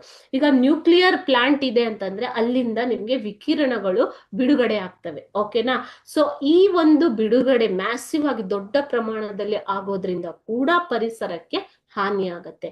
And earthquake in the middle of a megalopolis. Megalopolis ಅಂತಂದ್ರೆ ಮಕ್ಕಳೇ mega cities, ನಗರಗಳ ಒಂದು ಗುಚ್ಛ, ಮಹಾನಗರಗಳ ಗುಚ್ಛ ಅಂತ ಹೇಳ್ಬೋದು. ಓಕೆ, ಸೊ ಈ ಮಹಾನಗರಗಳಲ್ಲಿ ನಡೆಯುತ್ತಿರುವಂತಹ ಭೂಕಂಪನಗಳು and outburst of mass violence, ಹಿಂಸೆ. ಓಕೆ, ಸೊ ಅಲ್ಲಿ ಗಲಾಟೆ, ಹಿಂಸೆ ಅಥವಾ ಸ್ಫೋಟ ಏನಾದ್ರೂ ಆಗ್ತಾ ಇರತ್ತೆ, ಗಲಾಟೆಗಳು ಸಿಟೀಸ್ ಅಲ್ಲಿ ಅಲ್ವಾ, ಅದನ್ನ outburst of mass violence ಅಂತ ಕರೀತಾರೆ. Okay, or any other global disasters, ಯಾವುದೇ ರೀತಿಯ ಗ್ಲೋಬಲ್ ವಿಪತ್ತು ಇರ್ಬೋದು, ಆದ್ರೆ can cause up to 1 million of casualties ಅಂತಂದ್ರೆ ಸಾವು ನೋವುಗಳು, ಮಿಲಿಯನ್ ಗಟ್ಟಲೆ ಸಾವು ನೋವುಗಳು ಸಂಭವಿಸ್ತವೆ. ಇದೆಲ್ಲದರಿಂದ ವಿಕಿರಣಗಳು ಹೊರಬರೋದ್ರಿಂದ, ನ್ಯೂಕ್ಲಿಯರ್ ಪ್ಲಾಂಟ್ ಇಂದ ಭೂಕಂಪನ ಆಗೋದ್ರಿಂದ, ದೊಡ್ಡ ದೊಡ್ಡ ನಗರಗಳಲ್ಲಿ ಭೂಕಂಪನಗಳಾದಾಗ ಸಾವು ನೋವುಗಳು ಜಾಸ್ತಿ. ಅದೇ ರೀತಿ ಹಿಂಸಾತ್ಮಕವಾದಾಗ, ಓಕೆ, ನಗರಗಳಲ್ಲಿ ಹಿಂಸೆ ಗಲಾಟೆಗಳು ಆದಾಗ, ಸ್ಫೋಟ ಆದಾಗ, ಇವೆಲ್ಲ ಆಗೋದ್ರಿಂದ ಸಾವು ನೋವುಗಳು ಮಿಲಿಯನ್ ಪ್ರಮಾಣದಲ್ಲಿ ಆಗ್ತಾ ಇರ್ತವೆ. Okay, they render large part of our world uninhabitable. ಇನ್ಹ್ಯಾಬಿಟೇಬಲ್ ಅಂತಂದ್ರೇನು ಮಕ್ಕಳೇ, ವಾಸ. ಇನ್ಹ್ಯಾಬಿಟ್ಸ್ ಅಂತಂದ್ರೇನು, ವಾಸ. ಓಕೆ, ಸೊ ಅನ್ಇನ್ಹ್ಯಾಬಿಟೇಬಲ್ ಅಂತಂದ್ರೇನು, ವಾಸ ಯೋಗ್ಯವಲ್ಲದ ಅಂತ ಅರ್ಥ, ವಾಸ ಯೋಗ್ಯವಲ್ಲದ. ಸೊ ಈ ಎಲ್ಲ ಕಾರಣಗಳಿಂದಾಗಿ, ಮೇಲ್ಗಡೆ ಹೇಳಿರುವಂತಹ ಎಲ್ಲ ಕಾರಣಗಳಿಂದಾಗಿ most part of the world, ಜಗತ್ತಿನ ಬಹುತೇಕ ಭಾಗಗಳು ಏನಾಗ್ತಾ ಇದಾವೆ, ವಾಸಯೋಗ್ಯವಲ್ಲದ ರೀತಿಯಾಗಿ ಕನ್ವರ್ಟ್ ಆಗ್ತಾ ಇದಾವೆ. ಅಲ್ಲಿ ವಾಸ ಮಾಡೋದಿಕ್ಕೆ ಆಗೋದಿಲ್ಲ. ಕೆಲವೊಂದು ಪ್ರದೇಶಗಳಲ್ಲಿ, ಯುದ್ಧ ಪೀಡಿತ ಪ್ರದೇಶ ನೀವು ನೋಡಿರ್ಬೋದು, ಬಾಂಬ್ ಸ್ಫೋಟ ಆಗಿರುವಂತಹ ಪ್ರದೇಶಗಳು ನೋಡಿರ್ಬೋದು ಅಲ್ವಾ. ಸೊ ಅದು ವಾಸಯೋಗ್ಯವಲ್ಲದ ರೀತಿ ಪರಿವರ್ತನೆ ಆಗ್ತಾ ಇದೆ ಇವಾಗ. And trigger global economic depression, ಇದರಿಂದ ಆರ್ಥಿಕ ಹಿಂಜರಿತ ಉಂಟಾಗ್ತಾ ಇದೆ. ಸೊ ಯಾವುದೇ ಒಂದು ದೇಶದಲ್ಲಿ ವಾತಾವರಣ ಕಲುಷಿತ ಆದ್ರೆ, ಅಥವಾ ಟೆರರಿಸಂ ಅಂತ ಆಕ್ಟಿವಿಟೀಸ್ ಆದ್ರೆ, ರೇಡಿಯೋ ಆಕ್ಟಿವಿಟಿ ಆದ್ರೆ, ಪದೇ ಪದೇ ಅರ್ತ್ ಕ್ವೇಕ್ಸು, ಸುನಾಮಿ ಈ ತರ ಬರ್ತಾ ಇದ್ರೆ ಅದು ಆರ್ಥಿಕ ಹಿಂಜರಿತಕ್ಕೆ ಕಾರಣ ಆಗ್ತಾ ಇದೆ. Okay, are a war in a hot region, ಅಂದ್ರೆ ಯುದ್ಧವಾಗುವಂತಹ ಸಂಭವ ಆಗತ್ತೆ. ಸಚ್ ಡೇಂಜರ್ಸ್ ಕೀಪ್ ಗ್ರೋವಿಂಗ್, ಇಂಥ ಅಪಾಯಗಳು ದಿನೇ ದಿನೇ ಹೆಚ್ಚುತ್ತಾ ಇವೆ. Although trillions of dollars are spent to contain them by all known techniques. ಇಲ್ಲಿ ಟ್ರಿಲಿಯನ್ಸ್ ಅಂತಂದ್ರೆ 1 ಟ್ರಿಲಿಯನ್ ಅಂದ್ರೆ 1,00,000 ಕೋಟಿ. ಓಕೆ, ಸೊ 1,00,000 ಕೋಟಿಗಿಂತ ಜಾಸ್ತಿ ಹಣವನ್ನ ನಾವು ಸ್ಪೆಂಡ್ ಮಾಡ್ತಾ ಇದ್ದೀವಿ ಡಿಫೆನ್ಸ್ಗೆ ಅಥವಾ ಈ ತರ ಡಿಸಾಸ್ಟರ್ನ ಕಂಟ್ರೋಲ್ ಮಾಡೋದಿಕ್ಕೆ, ಓಕೆ, ಆಗದೆ ಇರುವಂತೆ ನೋಡ್ಕೊಳ್ಳೋದಿಕ್ಕೆ ಅಥವಾ ಅದನ್ನ ಫೇಸ್ ಮಾಡೋದಿಕ್ಕೆ ರೆಡಿ ಆಗೋದಿಕ್ಕೆ ನಾವು ಟ್ರಿಲಿಯನ್ಸ್ ಆಫ್ ಫಂಡ್ಸ್ ಅನ್ನ ಸ್ಪೆಂಡ್ ಮಾಡ್ತಾ ಇದೀವಿ. ವರ್ಲ್ಡ್ ವೈಡ್ ಹೇಳ್ತಾ ಇರೋದು ಇದು. ಅಷ್ಟಾದ್ರೂ ಕೂಡ ಏನಾಗ್ತಾ ಇದೆ, ಈ ತರ ಅಪಾಯಗಳು ದಿನೇ ದಿನೇ ಜಾಸ್ತಿ ಆಗ್ತಾ ಇದಾವೆ. Okay, now the hope and responsibility for breaking the stalemate rest not only on the money but on intellectual resources. ಈ ಭರವಸೆ, ಹೋಪ್ ಅಂತಂದ್ರೆ ಏನು ಮಕ್ಳೇ? ಭರವಸೆ. ಓಕೆ, ಹೋಪ್ ಅಂತಂದ್ರೆ ಭರವಸೆ. ದ ರೆಸ್ಪಾನ್ಸಿಬಿಲಿಟಿ, ಜವಾಬ್ದಾರಿ. ಸೊ ಈ ಒಂದು ಭರವಸೆ ಮತ್ತು ಜವಾಬ್ದಾರಿಯು ಬರೀ ಈ ಸ್ಟೇಲ್ಮೇಟ್ ನ ಬ್ರೇಕ್ ಮಾಡೋದಿಕ್ಕಲ್ಲ. ಸ್ಟೇಲ್ಮೇಟ್ ಅಂದ್ರೆ ನಿಶ್ಚಲತೆ. ಓಕೆನಾ? ಸೊ ಸಾರಿ, ಸ್ಟೇಲ್ಮೇಟ್ ಅಂತಂದ್ರೆ ಏನು ಮಕ್ಳೇ? ನಿಶ್ಚಲತೆ. ಓಕೆ, ಸೊ ಇದನ್ನ ಬ್ರೇಕ್ ಮಾಡೋದಷ್ಟೇ ಅಲ್ಲ, ದುರಂತ ನಡೆಯೋದಂತೆ ತಡೆಯೋದಷ್ಟೇ ಅಲ್ಲ, but not only on the money, ಹಣದ ಮೇಲೆ ಮಾತ್ರ ಡಿಪೆಂಡ್ ಆಗಿಲ್ಲ, ಆದರೆ ಇಂಟೆಲೆಕ್ಚುಯಲ್ ರಿಸೋರ್ಸಸ್ ಅಂತಂದ್ರೆ ಬೌದ್ಧಿಕ ಸಂಪನ್ಮೂಲದ ಮೇಲೂ ಕೂಡ ಇದು ಅವಲಂಬಿತವಾಗಿದೆ. ಬೌದ್ಧಿಕ ಸಂಪನ್ಮೂಲ ಅಂತಂದ್ರೇನು? ವಿಜ್ಞಾನಿಗಳು ಮತ್ತು ಇತರ ಬುದ್ಧಿಮತ್ತೆಯನ್ನ ಹೊಂದಿರುವವರು ಅಲ್ವಾ, ಅವರು ಬೌದ್ಧಿಕ ಸಂಪನ್ಮೂಲದಲ್ಲಿ ಬರ್ತಾರೆ. ಸೊ ಬರೀ ಹಣ ಒಂದಷ್ಟೇ ಅಲ್ಲ, ಇಲ್ಲಿ ಏನ್ ಬೇಕು ನಮ್ಗೆ? ಇದನ್ನೆಲ್ಲ ಫೇಸ್ ಮಾಡೋದಿಕ್ಕೆ ಬೌದ್ಧಿಕ ಸಂಪನ್ಮೂಲ ಬೇಕು, ಹೆಚ್ಚು ಹೆಚ್ಚು ಸೈಂಟಿಸ್ಟ್ಗಳು ಬೇಕು, ಹೆಚ್ಚು ಹೆಚ್ಚು ರಿಸರ್ಚ್ ನಡಿಬೇಕು, ಹೆಚ್ಚು ಹೆಚ್ಚು ಸಂಶೋಧನೆಗಳು ನಡೀಬೇಕು. Okay, though the money is more popular according to the French proverb. French ಒಂದು ಗಾದೆ ಮಾತಿನ ಪ್ರಕಾರ ಮನಿ ಇಂಪಾರ್ಟೆಂಟ್ ಆದ್ರೂನು nobody is satisfied with his wealth. ನಮ್ಮ ಸಂಪತ್ತಿನ ಬಗ್ಗೆ ನಮಗೆ ಒಂದು ಸ್ಯಾಟಿಸ್ಫ್ಯಾಕ್ಷನ್, ತೃಪ್ತಿ ಇಲ್ಲ, ಯಾರು ಹ್ಯಾಪಿ ಆಗಿಲ್ಲ. ಓಕೆ, ಒಬ್ಬ ಶ್ರೀಮಂತ ವ್ಯಕ್ತಿನ ತಗೊಳ್ಳಿ ನೀವು, ಆತನಿಗೂ ಕೆಲವೊಂದು ಪ್ರಾಬ್ಲಮ್ಸ್ ಇರ್ತವೆ. ಸೊ ಆತ ಖುಷಿಯಾಗಿಲ್ಲ, ಹ್ಯಾಪಿ ಆಗಿಲ್ಲ, ಸಂತೃಪ್ತಿಯಿಂದ ಇಲ್ಲ. ಓಕೆನಾ? Nobody is satisfied with his wealth. Wealth ಅಂತಂದ್ರೇನು? ಸಂಪತ್ತು, ಹಣ, ಆಸ್ತಿ ಪಾಸ್ತಿ ಎಲ್ಲವನ್ನು ಹೊಂದಿರುವಂತವನು. Okay, everybody is satisfied with his wisdom. ತಮ್ಮ ಬುದ್ಧಿಯ ಬಗ್ಗೆ ಎಲ್ಲರಿಗೂ ತೃಪ್ತಿ ಇರುತ್ತೆ. ನಾನು ಹೆಚ್ಚು ಓದಿದ್ರೆ, ಹೆಚ್ಚು ಹೆಚ್ಚು ಅನುಭವಗಳನ್ನ ಪಡೆದುಕೊಂಡ್ರೆ, ಹೆಚ್ಚು ಹೆಚ್ಚು ಜ್ಞಾನ ಸಂಪಾದನೆ ಮಾಡಿದರೆ ಆ ಜ್ಞಾನದ ಬಗ್ಗೆ ನಮಗೆ ತೃಪ್ತಿ ಇರುತ್ತೆ ಹೊರತು ನಾವು ಎಷ್ಟೇ ಹಣ ಸಂಪಾದನೆ ಮಾಡಿದ್ರು ಅದ್ರ ಬಗ್ಗೆ ನಮಗೆ ತೃಪ್ತಿ ಇಲ್ಲ ಅಂತ ಫ್ರೆಂಚ್ ಗಾದೆ ಹೇಳುತ್ತೆ. ಅದು ನಿಜ ಅಲ್ವಾ ಮಕ್ಕಳೇ? That is very much true. Okay, whatever we earn today, tomorrow we aim to earn more than that. Okay, day after tomorrow we aim to earn more than that. ನಾವು ಇವತ್ತೇನ್ ಸಂಪಾದನೆ ಮಾಡ್ತೀವೋ ನಾಳೆ ಹೆಚ್ಚು ಮಾಡ್ಬೇಕು, ಇನ್ನೂ ಹೆಚ್ಚು ಮಾಡ್ಬೇಕು ಅನ್ನುವಂಥ ದುರಾಸೆಗೆ ಒಳಗಾಗ್ತೀವಿ ಹೊರತು ನಮ್ಗೆ ಅದರಿಂದ ಯಾವುದೇ ರೀತಿಯ ಸಂತೃಪ್ತಿ ಸಿಗೋದಿಲ್ಲ. ಹಣ ಬೇಕು, ಇಂಪಾರ್ಟೆಂಟ್, ಆದ್ರೆ ಬರೀ ಹಣ ಅಷ್ಟೇ ಅಲ್ಲ, ಜ್ಞಾನ ಸಂಪಾದನೆ ನೀವು ಮಾಡಿದರೆ ಅದೇ ನಿಮ್ಗೆ ಬೇರೆ ಬೇರೆ ರೀತಿಯ ಸಂತೃಪ್ತಿಗಳನ್ನ ಕೊಡ್ತಾ ಇರುತ್ತೆ, ಗೌರವ ತಂದು ಕೊಡುತ್ತೆ, ರೆಕಾಗ್ನಿಷನ್ ತಂದು ಕೊಡುತ್ತೆ. ಓಕೆನಾ? ಓನ್ಲಿ ದ ಬೇಸಿಕ್ ರಿಸರ್ಚ್, ಒಂದು ತಳಪಾಯದಲ್ಲಿ ನಡೆಯುವಂತಹ ರಿಸರ್ಚ್, ಸಂಶೋಧನೆ can create a spring board for developing new disaster preparedness industry. Disaster preparedness ಅಂತಂದ್ರೆ ವಿಪತ್ತನ್ನ,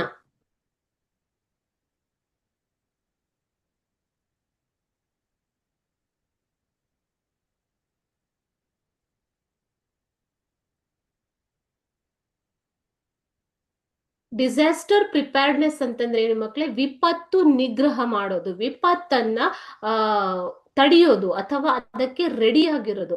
ಆ ಒಂದು ಉದ್ದಿಮೆಯಲ್ಲಿ ಬರೀ ಏನ್ ಮಾಡ್ಬೋದು? ಬರೀ ಬೇಸಿಕ್ ರಿಸರ್ಚ್ ಇಂದ ಮಾತ್ರ ನಾವು ರೆಡಿ ಆಗಿರೋ ತರ ನೋಡ್ಕೋಬಹುದು. ಓಕೆನಾ? ಹಣದಿಂದ ಸಾಧ್ಯ ಇಲ್ಲ ಅಂತ ಹೇಳ್ತಾ ಇದ್ದಾರೆ ಇಲ್ಲಿ. ಹಾಗಾದ್ರೆ ಆ ಡಿಸಾಸ್ಟರ್ ಪ್ರಿಪೇರ್ಡ್ನೆಸ್ ಬರ್ತಾ ಇರೋದು ಯಾವ್ದ್ರಿಂದ ಮಕ್ಕಳೇ? ಸೈನ್ಸ್ ಇಂದ, ವಿಜ್ಞಾನದಿಂದ. ಹೆಚ್ಚು ಹೆಚ್ಚು ವಿಜ್ಞಾನ ತಂತ್ರಜ್ಞಾನ ಅಭಿವೃದ್ಧಿ ಆಗ್ತಾ ಹೋದಾಗೆ ನಾವು ಹೆಚ್ಚು ಹೆಚ್ಚು ಸುರಕ್ಷಿತರಾಗ್ತಾ ಹೋಗ್ತೀವಿ. Okay, ours is the time of contest over issues not completely understood. ಅಂದ್ರೆ ನಾವು ಸ್ಪರ್ಧೆಗಿಳಿತಾ ಇದ್ದೀವಿ. ಯಾವುದರಲ್ಲಿ ಸ್ಪರ್ಧೆಗಿಳಿತಾ ಇದ್ದೀವಿ? ಕೆಲವೊಂದು ವಿಚಾರಗಳಲ್ಲಿ. ಆಕ್ಚುಲಿ ಆ ವಿಚಾರ ನಮಗೆ ಸರಿಯಾಗಿ ಅರ್ಥನೇ ಆಗಿರೋದಿಲ್ಲ. ಅಂಥ ವಿಚಾರಗಳನ್ನ ಇಟ್ಕೊಂಡು ನಾವು ಸ್ಪರ್ಧೆಗಿಳಿತಾ ಇದ್ದೀವಿ ಅಂತ ಇಲ್ಲಿ ಮೆಕ್ ಜಾರ್ಜ್ ಬಂಡಿ ಅವರು ಹೇಳ್ತಾ ಇದ್ದಾರೆ. ಓಕೆ, ಸೊ ಮೆಕ್ ಜಾರ್ಜ್ ಬಂಡಿ ಅಂತಂದ್ರೆ he was United States national security adviser. United States ಅಲ್ಲಿ ರಾಷ್ಟ್ರೀಯ ಸುರಕ್ಷತೆಯ ಬಗ್ಗೆ ಅಡ್ವೈಸರ್ ಆಗಿದ್ದವರು ಅವರು. To the presidents John F Kennedy. John F Kennedy ಅವರ ಹೆಸರನ್ನ ಕೇಳಿರ್ತೀರ, president of United States. So ಅವರಿಗೆ ಅಡ್ವೈಸರ್ ಆಗಿದ್ದಂಥವ್ರು, ಅಂಡ್ ಲಿಂಡನ್ ಜಾನ್ಸನ್ ಅವರಿಗೂ ಕೂಡ ಅಡ್ವೈಸರ್ ಆಗಿದ್ದಂತಹ ವ್ಯಕ್ತಿ. ಅವ್ರು ಹೇಳ್ತಾ ಇದ್ದಾರೆ, ಸೊ ಯಾವ ಕಾಲದಲ್ಲಿ ಇದ್ದೀವಿ ಅಂದ್ರೆ ನಾವು ಕಾಂಟೆಸ್ಟ್ ಮಾಡ್ತೀವಿ, ಸ್ಪರ್ಧೆ ಮಾಡ್ತಾ ಇದೀವಿ, ಪೈಪೋಟಿಗಿಳಿದಿದ್ದೀವಿ.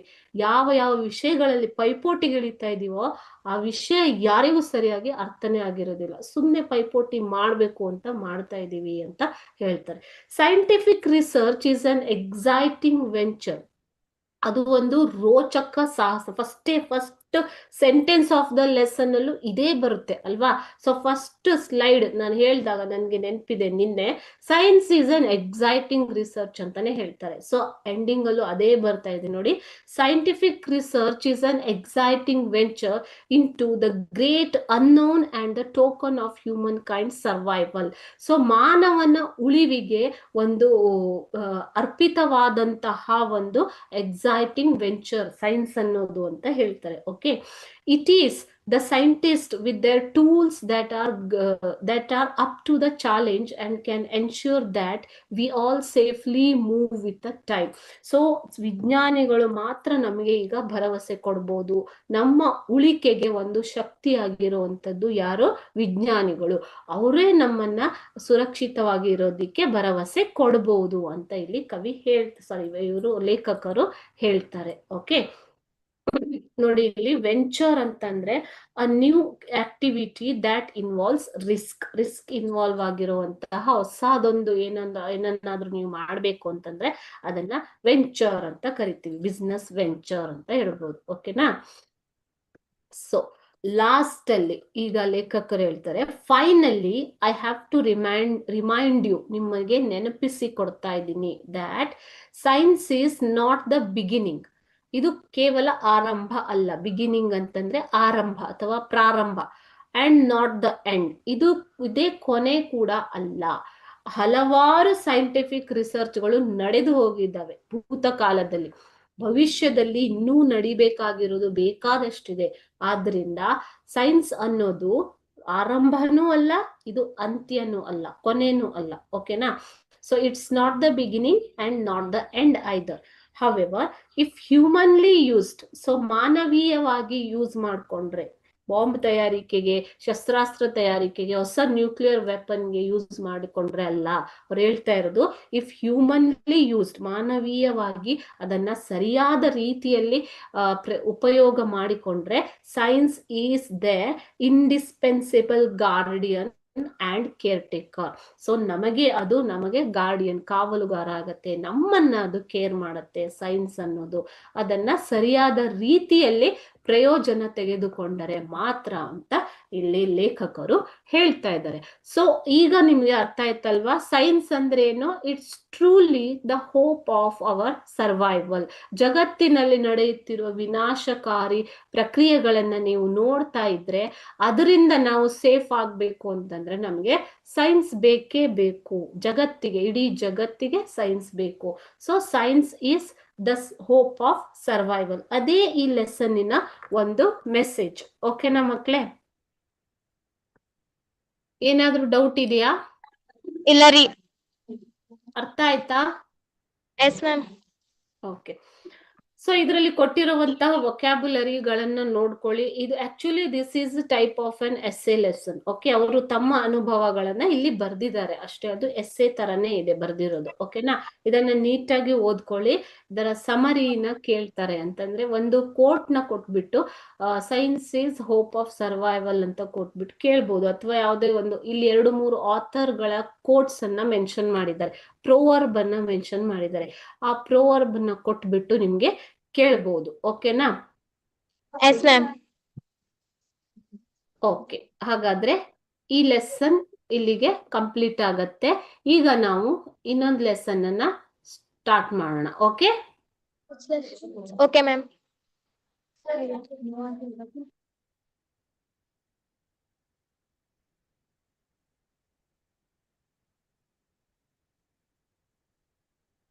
ಏನೇ ಡೌಟ್ಸ್ ಇದ್ರು ಕೇಳ್ಬೋದು.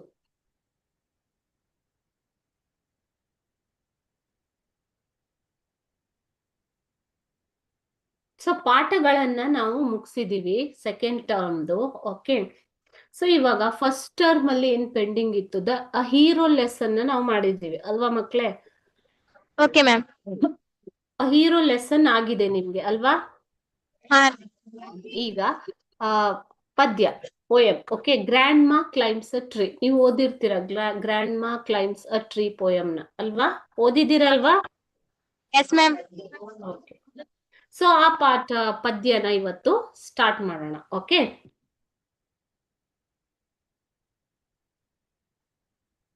ಇದನ್ನ ಬರೆದಂಥವರು ಯಾರು? ರಸ್ಕಿನ್ ಬಾಂಡ್ ಅವರು. ಓಕೆ, ರಸ್ಕಿನ್ ಬಾಂಡ್ ಅವರು ಯಾರು? ರಸ್ಕಿನ್ ಬಾಂಡ್ ಅವರು ಒಬ್ಬ ಪ್ರಖ್ಯಾತ ಕವಿ, ಪೋಯೆಟ್. ಓಕೆ, ಅಂತಾರಾಷ್ಟ್ರೀಯ ಮಟ್ಟದಲ್ಲಿ ಖ್ಯಾತಿಯನ್ನ ಪಡೆದಂತವ್ರು. ಅವರು ಭಾರತೀಯ ಪೋಯೆಟ್ ಅಂತ ಹೇಳ್ಕೊಳ್ಳೋದಿಕ್ಕೆ ನಮ್ಗೆ ಹೆಮ್ಮೆ ಆಗ್ಬೇಕು ಅಲ್ವಾ ಮಕ್ಳೇ? So Ruskin Bond born in Kasauli in 1934. Kasauli ಅನ್ನೋದು ಹಿಮಾಚಲ್ ಪ್ರದೇಶದಲ್ಲಿ ಬರುತ್ತೆ. ಓಕೆ, ಸೊ ಅಲ್ಲಿ ಅವರ ಜನನ ಆಯ್ತು 1934ರಲ್ಲಿ.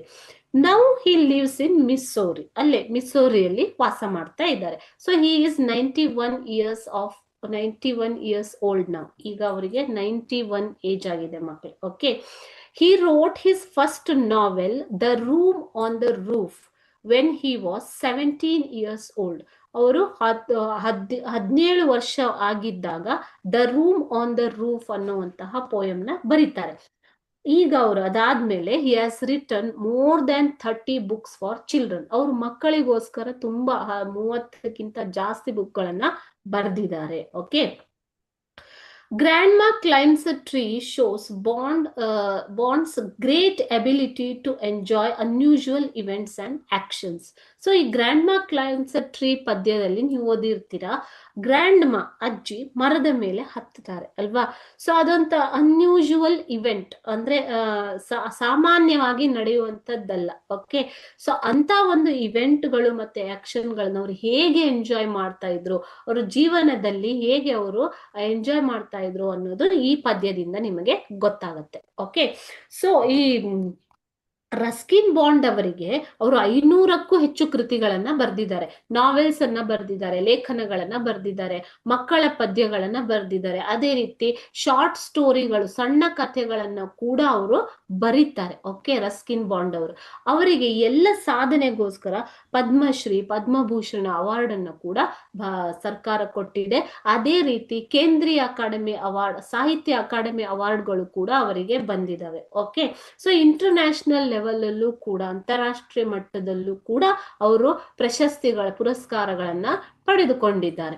ಸೊ ಆಟೋಬಯೋಗ್ರಫಿ, ಅವರ ಆಟೋಬಯೋಗ್ರಫಿ ಯಾವುದು ಅಂದ್ರೆ scenes from a writer's life ಅನ್ನುವಂತಹ ಆಟೋಬಯೋಗ್ರಫಿ, ಆತ್ಮಕಥನವನ್ನ ಬರೆದಿರುವಂತದ್ದು. Bond talks about his Calcutta granny, ಅವರು ಕಲ್ಕತ್ತಾದಲ್ಲಿ ಇರುವಂತಹ ಅಜ್ಜಿಯ ಬಗ್ಗೆ ಅದರಲ್ಲಿ ಮಾತನಾಡ್ತಾರೆ. As a strange person who sat alone in the evenings playing patience a card game. Okay, so ಅಲ್ಲಿ ಅಜ್ಜಿ ಏನ್ ಮಾಡ್ತಾ ಇದ್ರು, ಪೇಷಂಟ್ಲಿ ತುಂಬಾ ತಾಳ್ಮೆಯಿಂದ ಕಾರ್ಡ್ ಗೇಮ್ಗಳನ್ನ ಆಡ್ತಾ ಇದ್ರು, ಅವ್ರು ಕಲ್ಕತ್ತಾದಲ್ಲಿ ಇರುವಂತಹ ಅಜ್ಜಿ.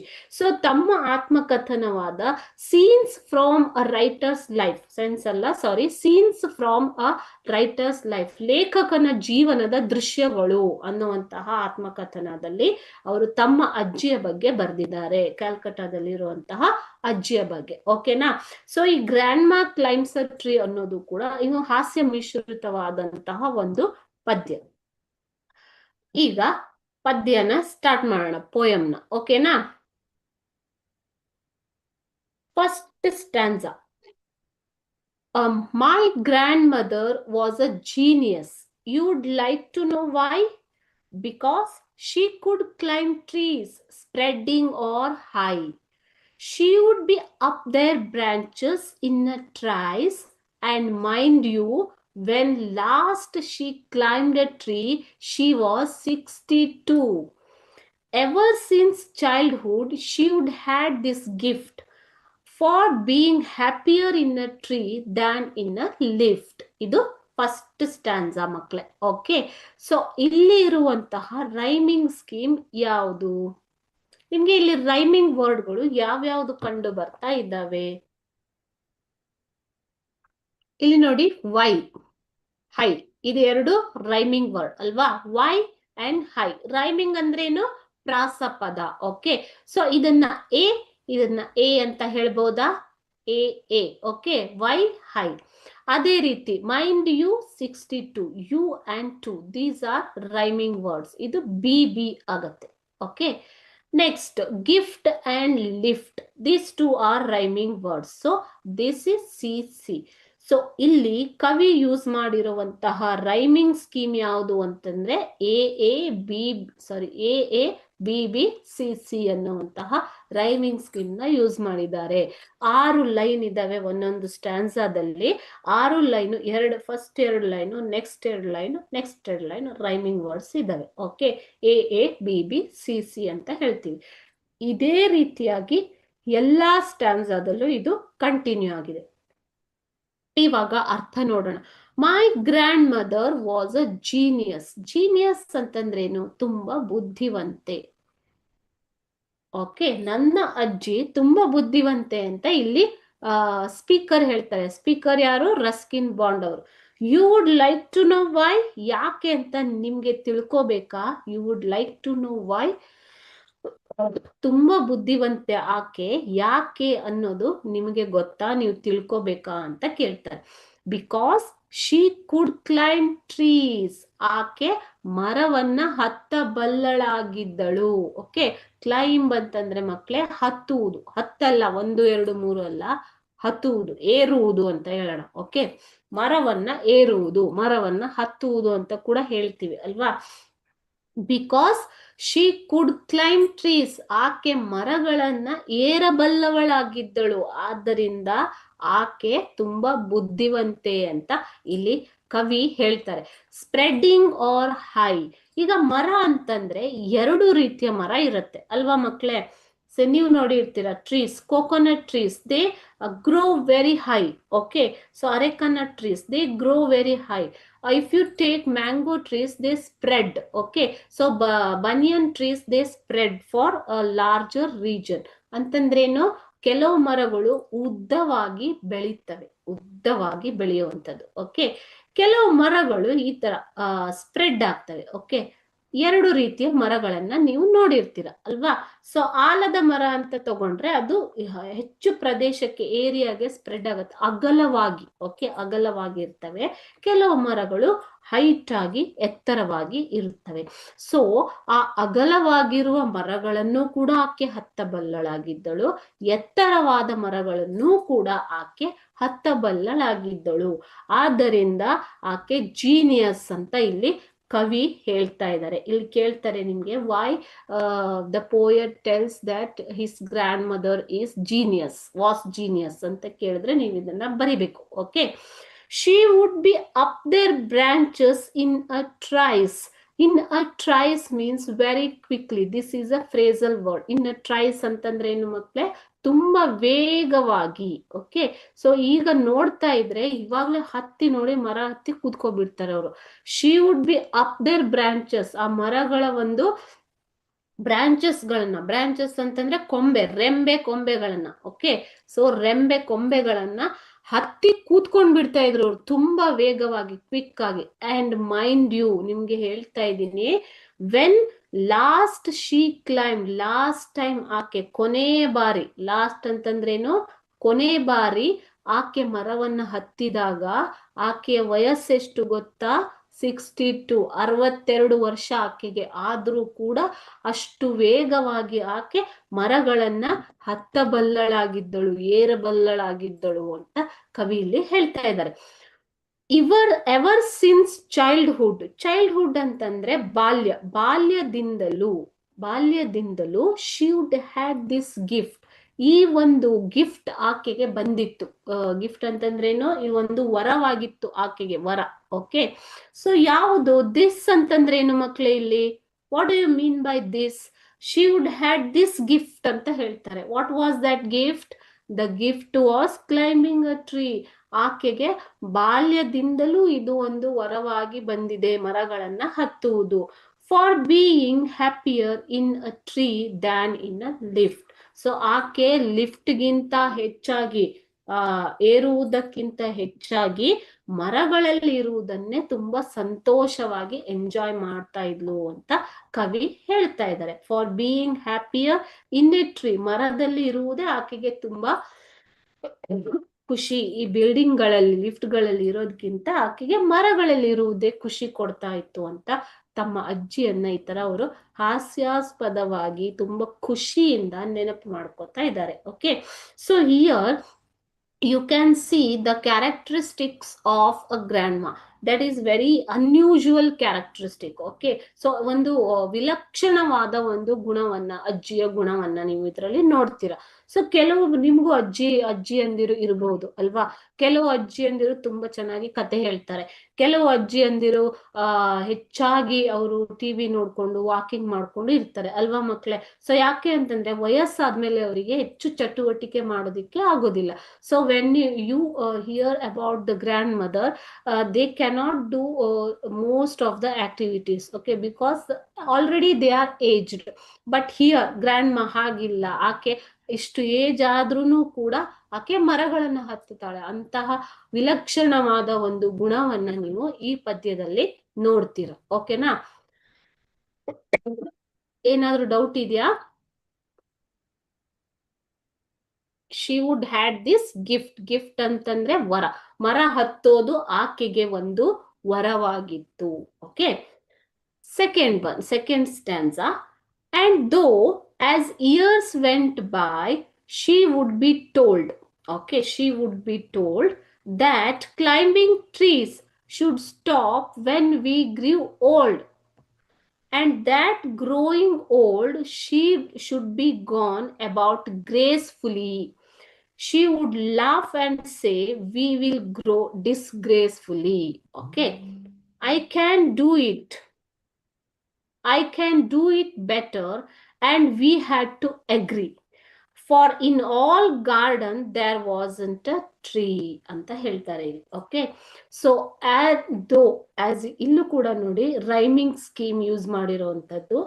ಟೋಲ್ಡ್ ಮತ್ತೆ old, E okay, gracefully, disgracefully, F, agree and tree, G. Okay, ABBC, sorry, DDEE FF ಅಲ್ವಾ? ಎಸ್. ಸೊ DDEEFF ಎರಡೆರಡು ಲೈನ್ಗಳು ಒಂದೊಂದು ಪ್ರಾಸಪದಗಳನ್ನ ಹೊಂದಿರುವಂಥದ್ದು. ಓಕೆನಾ? ಸೊ ಇವಾಗ ಮೀನಿಂಗ್ಸ್ ನೋಡೋಣ. ಅಂಡ್ ದೋ ಆಸ್ ಇಯರ್ಸ್ ವೆಂಟ್ ಬೈ, ದಿನಗಳು ಹೋಗ್ತಾ ಇದ್ದ ಹಾಗೆ, ವರ್ಷಗಳು ಕಳೀತಾ ಇದ್ದ ಹಾಗೆ, ವರ್ಷಗಳು ಕಳೆಯುವುದು. ಓಕೆ, ದಿನಗಳು ಕಳೆಯುವುದು ಅಂತ ಹೇಳ್ತೀವಿ. ಓಕೆ, ದಿನಗಳು ಹೋಗ್ತಾ ಇದ್ದ ಹಾಗೆ ಶಿ ವುಡ್ ಬಿ ಟೋಲ್ಡ್, ಆಕೆಗೆ ನೆರೆಹೊರೆಯವರು ಅವರು ಇವರು ಹೇಳ್ತಾ ಇದ್ರು. ಶಿ ವುಡ್ ಬಿ ಟೋಲ್ಡ್ ಅಂದ್ರೆ ಆಕೆಗೆ ಹೇಳ್ತಾ ಇದ್ರು that climbing trees should stop, ಮರ ಹತ್ತೋದನ್ನ ಇವಾಗ ಬಿಡಬೇಕು. ಕ್ಲೈಂಬಿಂಗ್ ಟ್ರೀಸ್ ಶುಡ್ ಸ್ಟಾಪ್, ಮರ ಹತ್ತುವುದನ್ನ ಈಗ ಬಿಡಬೇಕು. ಯಾಕೆ ಬಿಡಬೇಕು? ವೆನ್ ಒನ್ ಗ್ರೂ ಓಲ್ಡ್, ಸೊ ವಯಸ್ಸಾದ್ಮೇಲೆ ಮರ ಹತ್ತೋದನ್ನ ಬಿಡಬೇಕು ಅಂತ ಇಲ್ಲಿ ಆಕೆಗೆ ಜನಗಳು ಹೇಳ್ತಾ ಇದ್ರು. ಓಕೆ, ಸೊ ಯಾಕೆ ಹೇಳ್ತಾರೆ ಮಕ್ಕಳೇ ವಯಸ್ಸಾದ್ಮೇಲೆ ಮರ ಹತ್ತೋದನ್ನ ಬಿಡಬೇಕು ಅಂತ? ಅಡ್ವೈಸ್ ಮಾಡ್ತಾ ಇದ್ರು ಆಕೆಗೆ, ಸಲಹೆಗಳನ್ನ ಕೊಡ್ತಾ ಇದ್ರು.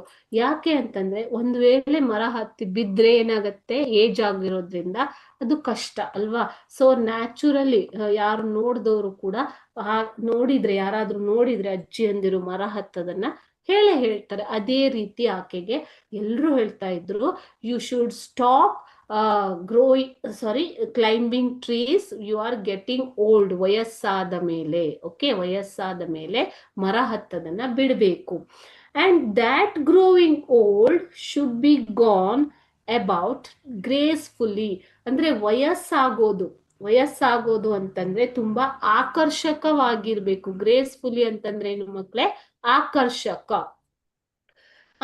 ವಯಸ್ಸು ನಾವು ಗ್ರೇಸ್ಫುಲ್ ಆಗಿ ವಯಸ್ಸಾಗ್ಬೇಕು.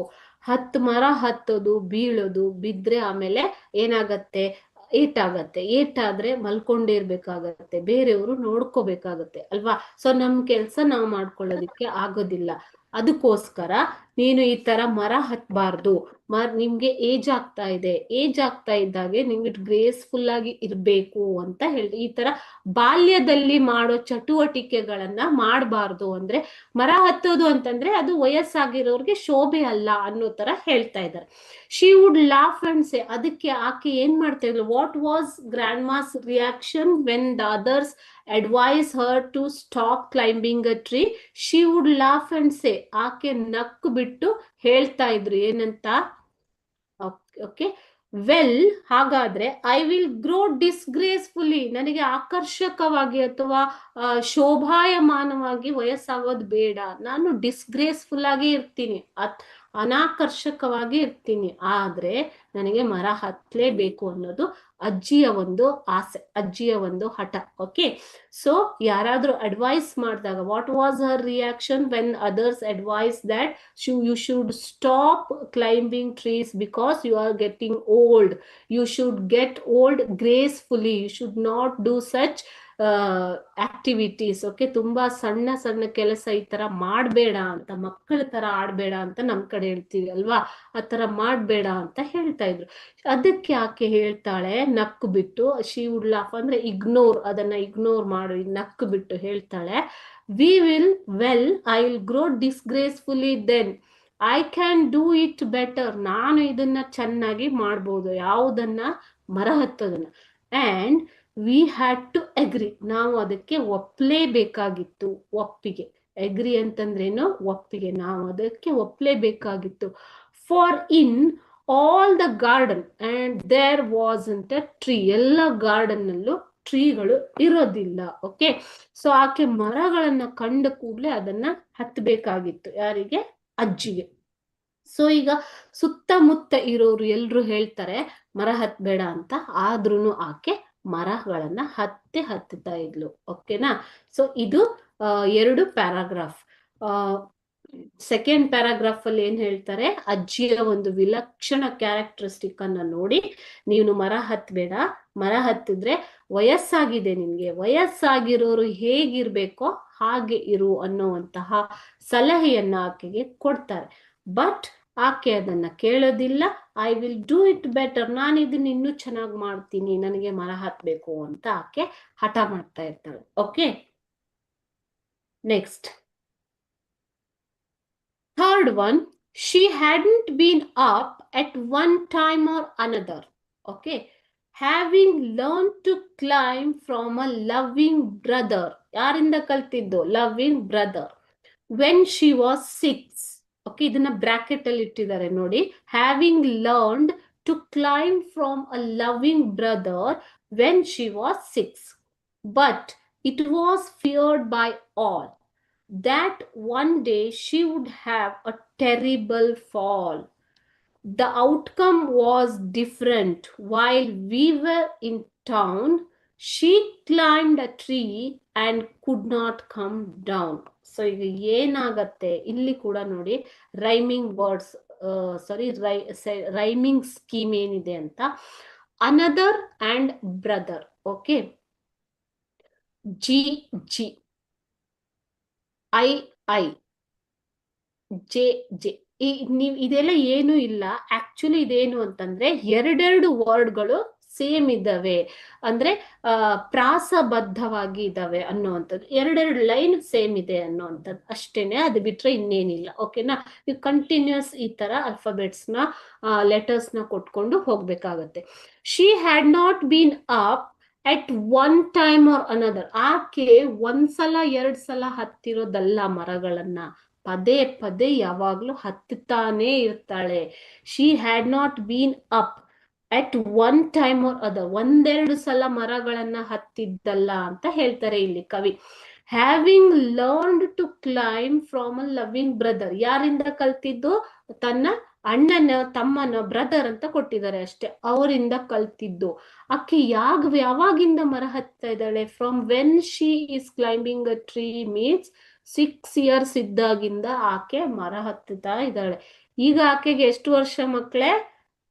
ಲಾಸ್ಟ್ ಟೈಮ್ ಮರ ಹತ್ತಿದಾಗ್ಲೇ ಆಕೆಗೆ 62 ಅಂತ ಹೇಳ್ತಾರೆ ಅಲ್ವಾ? ಅಬೌವ್ 60. ಗ್ರ್ಯಾಂಡ್ ಮಾ is above 60 now. She started climbing trees when she was only 6 years old. But it was feared by all. ಎಲ್ರಿಗೂ ತುಂಬಾ ಭಯ ಆಗ್ತಾ ಇತ್ತು. ಆಕೆ ಮರ ಹತ್ತದ್ ನೋಡಿದ್ರೆ ಎಲ್ರಿಗೂ ಭಯ ಆಗ್ತಾ ಇತ್ತು. ಓಕೆ, ದಟ್ ಯಾಕೆ ಭಯ ಆಗ್ತಾ ಇತ್ತು? That one day she would have a terrible fall. ಎಲ್ರು ಭಯ ಪಡ್ತಾ ಇದ್ರು. ಏನಕ್ಕೆ ಭಯ ಪಡ್ತಾ ಇದ್ರು ಅಂತಂದ್ರೆ, ಈ ರೀತಿ if she keeps on climbing trees like that, one are the other day she would fall from a tree. Okay, terrible fall ಅಂತಂದ್ರೆ ಭಯಾನಕವಾಗಿ ಬೀಳುವಂಥದ್ದು. ಓಕೆ, ಸೊ ಬಿದ್ರೆ ಏನಾಗತ್ತೆ? ಏಟಾಗತ್ತೆ ಅಲ್ವಾ? ಏಟಾದ್ರೆ ಏನು? ವಯಸ್ಸಾಗಿರೋದ್ರಿಂದ ಕಷ್ಟ, ಅದಕ್ಕೋಸ್ಕರ. Okay, the outcome was different. ಆದ್ರೆ ಈ ಒಂದು ಔಟ್ಕಮ್ ಅಂತಂದ್ರೆ ಅದರ ರಿಸಲ್ಟ್, ಓಕೆ, ರಿಸಲ್ಟ್ ಬೇರೆನೆ ಇತ್ತು. ಆಕೆ ಬಿದ್ದಿಲ್ಲ ಮರದಿಂದ. While we were in town. So ನಾವು ಹೊರಗಡೆ ಹೋಗಿದ್ದಾಗ, ಇನ್ ಟೌನ್ ಅಂತಂದ್ರೆ ಏನು ಮಕ್ಳೇ? ನಾವು ಸಿಟಿನಲ್ಲಿ ಅಥವಾ ಮನೆಯಲ್ಲಿ ಇಲ್ಲದೆ ಇರುವಾಗ, ಶಿ ಕ್ಲೈಂಬ್ಡ್ ಅ ಟ್ರೀ. ಆಕೆ ಮರವನ್ನ ಹತ್ತುತ್ತಾಳೆ ಒಂದ್ಸಲ. Okay, and could not come down. ಆಕೆಗೆ ಕೆಳಗೆ ಇಳಿಯೋದಿಕ್ಕೆ ಸಾಧ್ಯವಾಗಲಿಲ್ಲ. ಕೆಳಗೆ ಇಳಿಯುವುದು, ಕಮ್ ಡೌನ್ ಅಂತಂದ್ರೆ ಮರದಿಂದ ಕೆಳಗೆ ಇಳಿಯುವುದು. ಕುಡ್ ನಾಟ್ ಅಂತಂದ್ರೆ ಅಸಾಧ್ಯ. ಅಂದ್ರೆ ಆಕೆಗೆ ಮರವನ್ನು ಹತ್ತಿದಾಳೆ, ಆದ್ರೆ ಆಕೆಗೆ ಇಳಿಯೋದಿಕ್ಕೆ ಆಗ್ತಾ ಇಲ್ಲ. ಓಕೆ, ಸೊ ಈ ಒಂದು ಇನ್ಸಿಡೆಂಟ್ ನಡೆಯುತ್ತೆ. ಔಟ್ಕಮ್ ಅಂತಂದ್ರೆ ಏನು? ಇಲ್ಲಿ ಮೀನಿಂಗ್ ಕೊಟ್ಟಿದ್ದಾರೆ ನೋಡಿ. What actually happen. ಎಲ್ರು ಭಯ ಪಡ್ತಾ ಇದ್ರು ಆಕೆ ಬಿದ್ದ್ಬಿಡ್ತಾಳೆ ಅಂತ, ಆದ್ರೆ ಆಕೆ ಬಿದ್ದಿಲ್ಲ. ಸೊ ಅಲ್ಲಿ ನಡೆದಿರುವಂತ ಘಟನೆ ಬೇರೆನೆ ಇತ್ತು. ಏನಿತ್ತು ಅದು? ಆಕೆ ಮರವನ್ನ ಹತ್ತಿದ್ಲು, ಆದ್ರೆ ಕೆಳಗೆ ಇಳಿಯೋದಿಕ್ಕೆ ಆಗಿಲ್ಲ. ಮರದ ಮೇಲೆ ಹತ್ತಿ ಕೂತ್ಕೊಂಡಿದ್ಲು ಅಂತ ಅರ್ಥ. ಮುಂದೇನಾಗತ್ತೆ ಅನ್ನೋದನ್ನ ನಾವು ನೆಕ್ಸ್ಟ್ ಕ್ಲಾಸ್ ಅಲ್ಲಿ ನೋಡೋಣ. ಓಕೆನಾ? Okay, ma'am. ಏನಾದ್ರೂ ಡೌಟ್ ಇದೆಯಾ? Any doubt, meaning or anything?